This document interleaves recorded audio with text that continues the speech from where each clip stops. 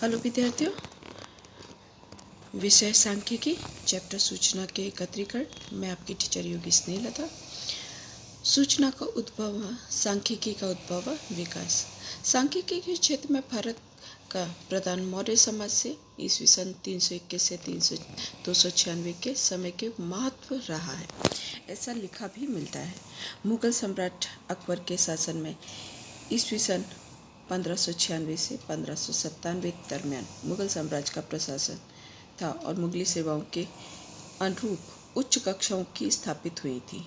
सांख्यिकी पद्धति का उल्लेख अब्दुल फजल रचित आइन अकबरी में भी देखा जा सकता है। राज्य से संबंधित सूचनाओं का पृथक्करण करने के लिए सर्वप्रथम गॉटफ्रीड एंड वॉल ने 1749 में जर्मन शब्द स्टैटिस्टिक का उपयोग किया था। ईस्वी सन 1750 के पूर्व सांख्यिकी में प्रधान मुख्य तत्व स्पष्ट युक्त कल्पनाओं का उपयोग के सिवाय सूचनाओं का दृष्टांत, यानी कि कल्पनाएं नहीं, जो यथार्थ में सूचनाएं होती थी, उनका उपयोग किया था। 18वीं सदी तक ये सांख्यिकी शब्द का उपयोग राज्यों के सूचनाओं को विधिवत एकत्रित करने के लिए किया गया था और सांख्यिकी का उल्लेख जर्मन शब्द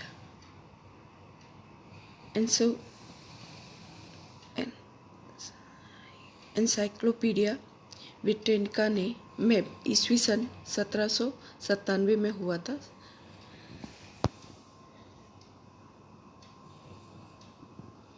संभावना शास्त्र के प्रारंभ परिणाम 17वीं और 18वीं सदी में खोजा गया था। इसके अलावा दो महारथी भी थे, लास्पर और ग्रॉस।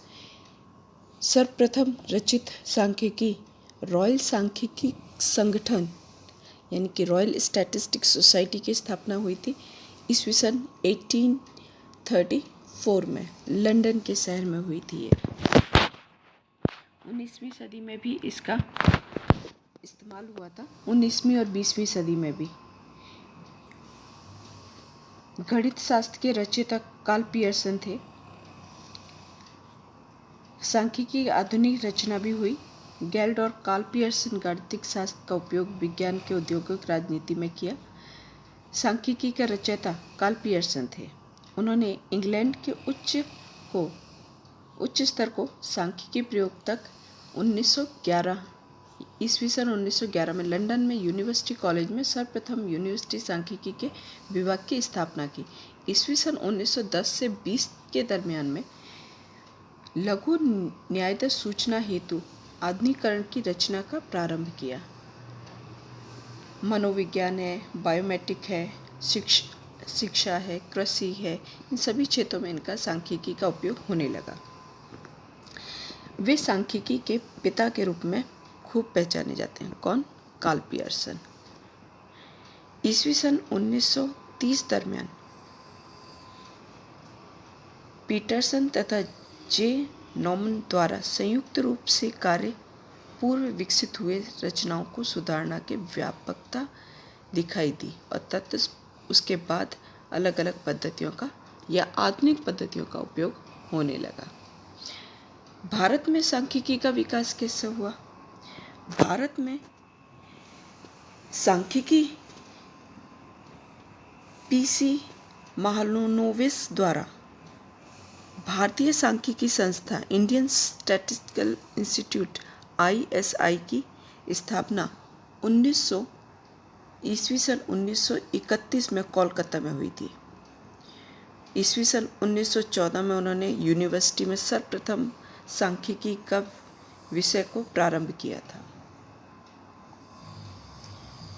50 में उन्होंने न्यायाधीश जांच के लिए यानी कि नेशनल सैंपल सर्वे का सरकार के द्वारा मान्यता प्राप्त की।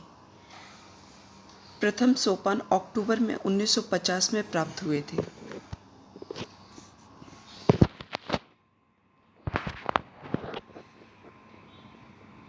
भारत में सांख्यिकी विकास का महत्वपूर्ण योगदान रहा है। कृषि विकास सांख्यिकी संस्थान Indian agriculture statistic research centre institute, इसकी भी स्थापना हुई। सांख्यिकी एक विज्ञान है जो संख्यात्मक सूचनाओं का एकत्रीकरण, पृथक्करण व अर्धघटन करता है। भारत में 1940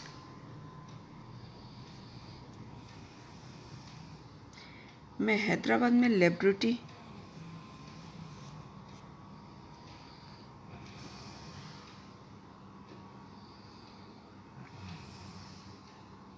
रियल रिसर्च लेबोरेटरी का कार्यात्मक संशोधन की इकाई अस्तित्व में आई थी।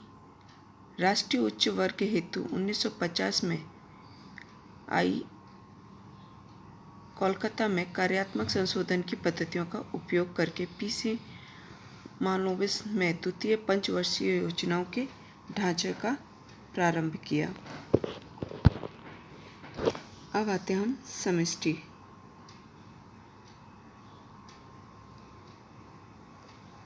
समष्टि क्या है?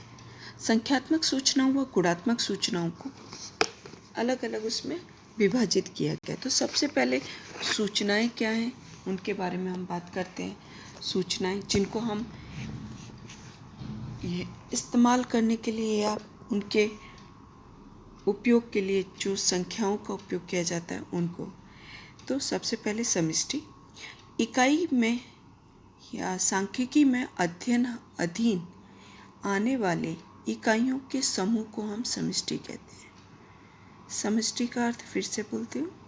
सांख्यिकी में अधीन आने वाली इकाइयों के समूह को हम समष्टि कहते हैं। यदि समष्टि की कुल इकाइयों की संख्या n शांत हो तो उसे शांत समष्टि कहा जाता है। यदि चल लक्षण संख्यात्मक हो तो उसे गुणात्मक चल कहते हैं। यदि चल लक्षण संख्यात्मक हो तो उसे संख्यात्मक चल कहेंगे। ऐसा संख्यात्मक चलों के अवलोकनों के समूह को संख्यात्मक सूचनाएं कहा जाता है।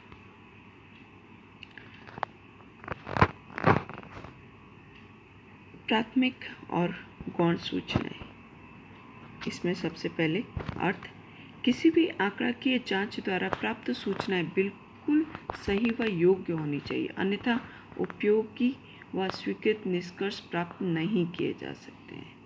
इन सूचनाओं को हम दो तरीके से प्राप्त कर सकते, प्राथमिक सूचना और गौण सूचना। प्राथमिक यानी कि जब हम जो जानकारी प्राप्त करते हैं और प्रथम बार उसका उपयोग किया जाता है उसे हम प्राथमिक कहते हैं, और उसमें से भी दोबारा या अलग अलग तरीके से उनका उपयोग किया जाए उन्हें हम गौण सूचनाएं कहते हैं। प्राथमिक सूचनाएं किसी भी अधिकृत संस्था या संशोधन द्वारा सर्वप्रथम बार शुद्ध व मौलिक स्वरूप में सूचनाएं एकत्रित की गई हो, ऐसी सूचनाओं को हम प्राथमिक सूचना कहते हैं।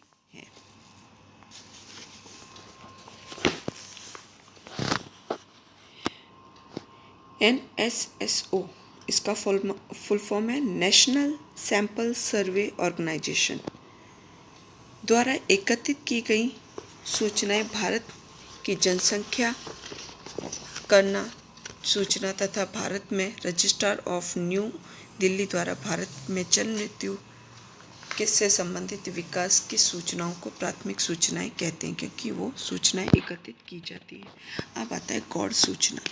जब कोई संस्था या अनुसंधानकर्ता द्वारा एकत्रित की गई सूचनाओं का उपयोग हो, ऐसी सूचना को उपयोग करने वाली संस्था या अनुसंधानकर्ता को गौण संस्था कहते हैं, बन जाती है। विद्यार्थियों मित्रों, यहाँ पे हम इसके अंतर की भी हम थोड़ी चर्चा करते हैं, गौण सूचना और प्राथमिक सूचना की। प्राथमिक सूचना, और जैसे मैंने अभी व्याख्या कही, प्राथमिक सूचना प्रथम बार एकत्रित की गई मौलिक सूचना होती है, जबकि गौण सूचना मौलिक सूचना नहीं है। दूसरा है प्राथमिक सूचना जांच इकाई के अधीन एकत्रित की जाती है, जबकि गौण सूचना प्राथमिक सूचना के पर आधारित रहती है। तीसरा है प्राथमिक सूचना सामान्य रूप से मूल स्वरूप में होती है, उसका वर्गीकरण व कोष्ठक रचना स्वरूप में परिवर्तन की आवश्यकता होती है, जबकि गौण सूचना में सामान्य रूप से पहले के वर्गीकरण कोष्ठक की युक्त रचना युक्त है उसका ही इस्तेमाल किया जाता है। जब चौथा है, प्राथमिक सूचना एकत्रित करने हेतु बड़े प्रमाण में खर्च, समय व शक्ति की आवश्यकता होती है, जबकि प्राथमिक सूचना के प्राप्ति हेतु खर्च, समय और शक्ति की आवश्यकता तुलनात्मक रूप में कम होती है। पांचवा, प्राथमिक सूचना सामान्य रूप से विश्वसनीय होती है, जबकि गौण सूचना अन्य व्यक्तियों द्वारा उनके अपने हेतु के लिए उपयोग में ली जाने के कारण उपयोगकर्ता के उद्देश्य के अनुसंधान में वह विश्वसनीय न हो ऐसा कहा जा सकता है। विद्यार्थी मित्रों, आज के इस वीडियो में यहीं तक। धन्यवाद।